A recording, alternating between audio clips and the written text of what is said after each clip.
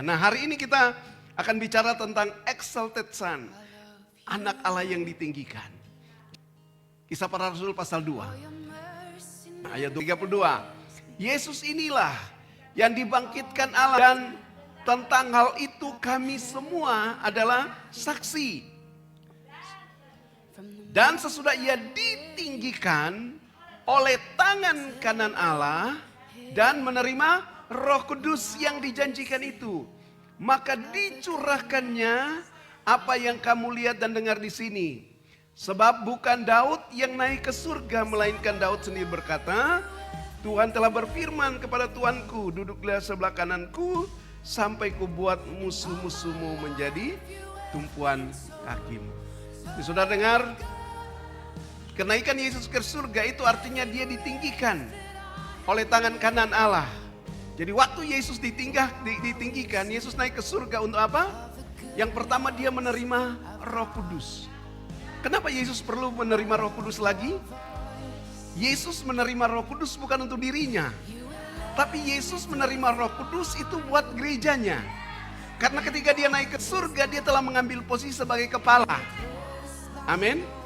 Dan tubuhnya itu ada di bumi.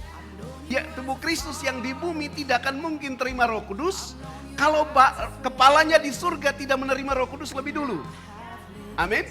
Karena itu Yesus ditinggikan baru menerima Roh Kudus. Waktu Yesus menerima Roh Kudus, maka di bumi rasul-rasul itu juga menerima Roh Kudus yang sama. Jadi kepala menerima di surga, maka di bumi tubuhnya juga menerima. Ya. Kenapa Yesus menerima Roh Kudus? Kadang-kadang ini yang sering menjadi pertentangan yang luar biasa.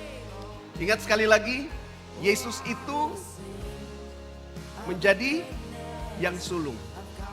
Yang sulung untuk menerima janji Bapa, maka gerejanya juga di bumi menerima janji yang sama. Jadi segala sesuatu, ingat kata yang sulung itu artinya Tuhan mengerjakan sesuatu melalui dia dulu. Baru kemudian itu dikerjakan dalam kita. Jadi dia itu adalah model bagi kita. Amin. Jadi oke. Kita lihat selanjutnya ya.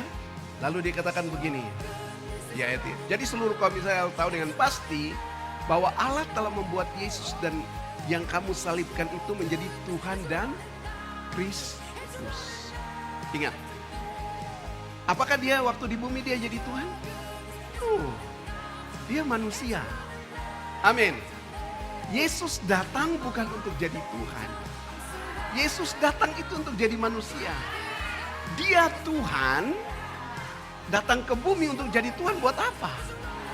Dia yang adalah Tuhan, dia datang ke bumi untuk jadi manusia. Supaya apa? Supaya saudara yang manusia itu diubah menjadi anak Allah. Dia yang adalah anak Allah harus jadi anak manusia. Supaya saudara dan saya anak manusia, kita punya posisi menjadi anak Allah. Amin. Alkitab katakan, tapi semua orang yang menerimanya diberi kuasa. Kuasa di sini bukan power, tapi kuasa di sini adalah authority. Otoritas untuk menjadi anak-anak Allah, itu status yang luar biasa. Amin. Jadi Yesus ditinggikan dulu, baru dia menjadi Tuhan, tidak saja Tuhan, tapi dan Kristus. Tuhan dan Mesias. Amin. Kristus atau Mesias ini yang dinantikan. Mesias itulah yang dijanjikan. Dan semua orang Israel menantikan Mesias itu. Amin. Oke. Di situ dikatakan, jadi seluruh kaum Israel harus tahu dengan pasti bahwa Allah telah membuat Yesus yang kamu salibkan itu menjadi Tuhan dan Kristus.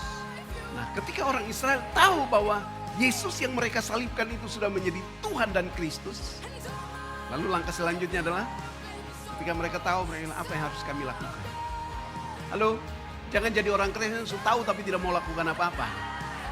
Makanya kita tinggal seperti itu.